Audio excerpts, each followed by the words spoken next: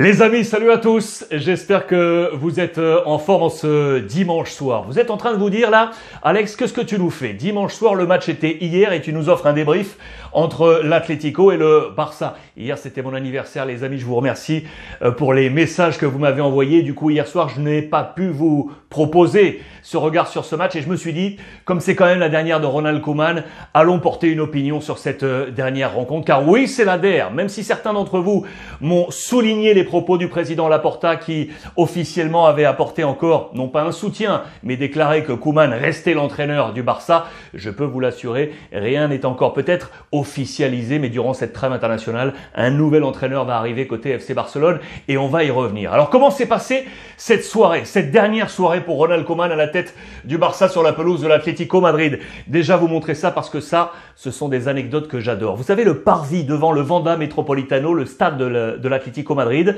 il y a au sol des plaques pour saluer déjà la mémoire de toutes les anciennes gloires de l'Atlético Madrid aujourd'hui disparues, mais également pour souligner les talents actuels. Et notamment cette plaque pour Antoine Griezmann qui avait été apposée lors du premier passage d'Antoine Griezmann à l'Atlético 2014-2019. Cette plaque avait été souillée, littéralement souillée lorsque Griezmann était parti du côté du FC Barcelone. Il est de retour. Une deuxième ligne est venue s'ajouter ici à partir de 2021, mais et surtout, regardez ce qu'on a mis juste à côté, une pancarte, ce n'est pas une vraie plaque, ce sont les supporters qui ont mis ça, avec cette petite tête de dessin animé là, avec ce mot là, légende. Lui là, c'est Nobita, c'est un personnage de bande dessinée et c'est le surnom qu'on a donné au ex-président du FC Barcelone, vous le voyez avec ses lunettes, Monsieur Bartomeu. Pourquoi? Parce que les supporters de l'Atlético Madrid, forts de cette plaque, veulent quasiment remercier Bartomeu parce qu'il a payé une fortune Antoine Griezmann, des fonds qui sont venus dans les caisses de l'Atlético et aujourd'hui Griezmann est de retour. C'est une opération 100% réussite pour certains des supporters. Voilà cette plaque posée pour saluer positivement presque Bartomeu, l'ex du Barça, pour le retour d'Antoine Griezmann. Allez, on revient au contexte, lui, plus sportif. Ronald Koeman qui était toujours suspendu, vous le savez, il était dans les tribunes, vous le voyez, en train d'agir avec son staff, l'un à ses côtés, les autres sur la pelouse, via téléphone. À ses côtés, regardez,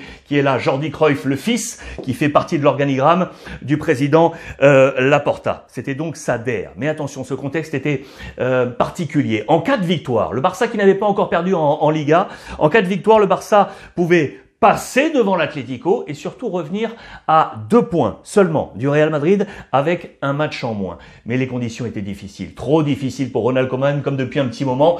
Il y avait pas mal d'absents, vous le savez, notamment sur le plan offensif. Dembélé, Braithwaite, le Kun Agüero et le petit Pedri étaient retombés juste avant ce match. Alors on s'est dit, il va tenter encore une défense à 3. Moi-même, je vous ai dit, il va remettre son système en 3, comme il a joué en Ligue des Champions face au Bayern ou encore à Benfica avec les défaites à chaque fois 3-0. Eh bien non, il a tenté un coup et il a ramené ce même schéma que celui qui avait réussi face à Levante.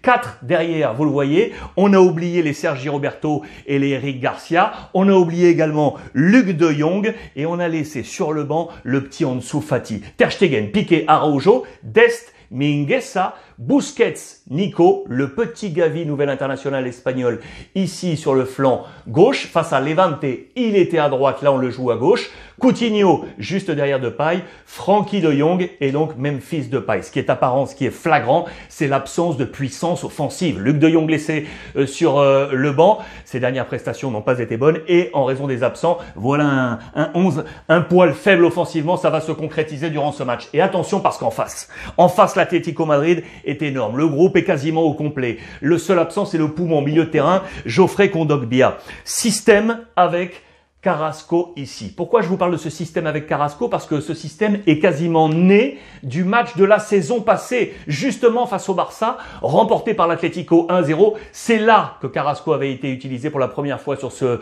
côté en position de latéral, comme un piston, et ça a marché. Et c'est dès alors, que Simeone a utilisé ce schéma avec ses 3 centraux avec réussite. La force de ce 11, elle est multiples. La première, peut-être ici, avec João Félix qui avait été choisi à la place d'Antoine Griezmann. João Félix qui vole en ce moment et il l'a prouvé dans ce match. Il faut lui donner de la confiance à laquelle il a répondu. Et l'autre point fort, elle est là. Thomas Lemar, au lieu de le mettre sur un côté, on l'a mis dans l'intérieur là. Et ça a été l'une des clés de ce match selon moi pour casser ce milieu-là avec Busquets et Nico. Alors comment s'est passé ce match, sachant que l'Atlético Madrid, en cas de victoire, venait raccrocher sur le Real Madrid. Match très intéressant sur les 15-20 premières minutes. Il n'y a pas eu de concession d'ailleurs entre les deux équipes. On a très bien joué au ballon. Et même après 15-20 minutes, on s'est dit que le Barça était supérieur à l'Atlético Madrid. Sauf qu'à la 24e, pan, le coup de couteau est tombé. Je vous efface tout ça, puisqu'à la 24e, c'est le premier but, l'ouverture du score signé Thomas Lemar, le Français, servi par Luis Suarez avec une action d'école. João Félix est à l'origine, ballon volé, des petites contre-attaques, non avec des longs ballons lancés, mais précis, tac, tac, tac, très rapide, et ça a merveilleusement fonctionné entre ces trois hommes durant tout ce match. 24e, le 1-0. Là, on commence à se chauffer un peu, derrière notamment ici entre Busquets et Piqué, parce que le milieu de terrain est mangé. On se demande qui doit prendre qui. Et là, les failles qui sont répétées depuis le début de la saison, ce milieu de terrain, on passe dans le dos, on ne sait pas qui marquer. En difficulté le FC Barcelone, et ça s'est montré dans ce match face à l'Atlético Madrid. Le Barça, pour autant, comme sur les 15-20 premières minutes, va tenter avec des réactions assez intéressantes, mais malheureusement, toujours ce manque offensif. C'est pas Depay tout seul qui peut y arriver. C'est pas Coutinho qui va venir l'aider, trop faible. L'ami Philippe Coutinho, et deuxième pan, 28e minute. Et bien cette fois, c'est Luis Suarez qui va mettre le 2-0 dans le même schéma. Cette fois, c'est un 1-2 avec João Félix. Toujours ces petits ballons très accélérés sur la vitesse, sur des gens en contre-attaque, ça va marcher, ça fait 2-0, c'est le score à la pause les amis.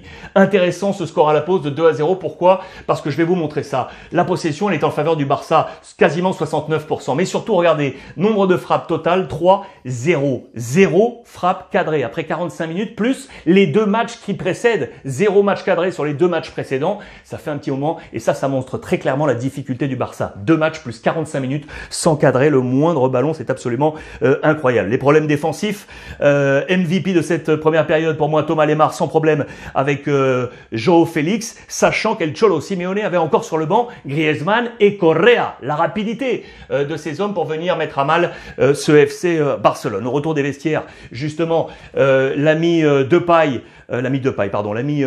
Koeman va tenter un petit coup en enlevant en mettant Sergi Roberto à la place de Nico pour essayer de contrer les contre-attaques, mais là, El Cholo Simeone va jouer le coup parfait. Il va enlever l'ami De Paul, ici qui était averti pour ne pas se retrouver à 10. Il va faire entrer Trippier qui va se placer là et il va libérer Llorente qui va revenir ici dans le cœur du jeu. Pourquoi c'est intéressant? Parce que Llorente a fait une première mi-temps de soldat. Il est un peu le perdant de ce système. Il n'est pas assez devant. Lui qui aime jouer devant, box to box, qui est énorme dans le volume. Mais il a été bon soldat, il a été très bon dans la première mi-temps. Là, on le remercie. Il vient se repositionner ici. Trippier se pose là et là, Llorente, Lemar, Suarez, Félix vont dézinguer le milieu de terrain du FC Barcelone. On va tenter des choses du côté du Barça avec des changements, mais cela ne marchera jamais. La seule chose, c'est à la 61e minute, la première frappe cadrée enfin de Coutinho après plus de 2 matchs et demi. C'est à noter côté FC Barcelone. Il va y avoir des changements, mais cela ne marchera pas. Griezmann rentrera, Correa rentrera, Riqui Puig, Luc de Jong, mais on en restera là. 2-0. Pourquoi je vais vite au terme de cette deuxième période? Parce que c'est pas ça le plus important aujourd'hui, c'est le bilan qu'on va faire. C'est qu'après, côté Atlético, le temps fort, après la victoire en Ligue des Champions face à l'AC Milan, victoire ce soir face au Barça. L'Atlético a été pour moi supérieur au FC Barcelone. Ce Barça est en grosse difficulté. Première défaite en Liga pour cette saison. Le calendrier va être dur. Valence, le Real Madrid à suivre avec au milieu le Dynamo Kiev. Et attention, je vous le dis de façon très sincère, pour moi, ce Barça n'est pas sûr d'être dans le top 4 au terme de la saison. Parti très mal en Ligue des Champions, pas sûr de passer ce tour, ce serait la première fois depuis une vingtaine d'années. Et pour moi, pas sûr d'être dans le top 4 au terme de la saison et donc de se qualifier pour la prochaine Ligue des Champions, ce qui serait une véritable catastrophe. Prochain objectif maintenant pour le Barça, eh bien officiellement licencier Ronald Koeman et trouver un nouvel entraîneur pour Laporta. Et ça, cela ne sera pas simple du tout. Voilà pour ce débrief les amis, on se suit comme d'habitude sur l'ensemble des réseaux sociaux avec le hashtag Ruiz Club.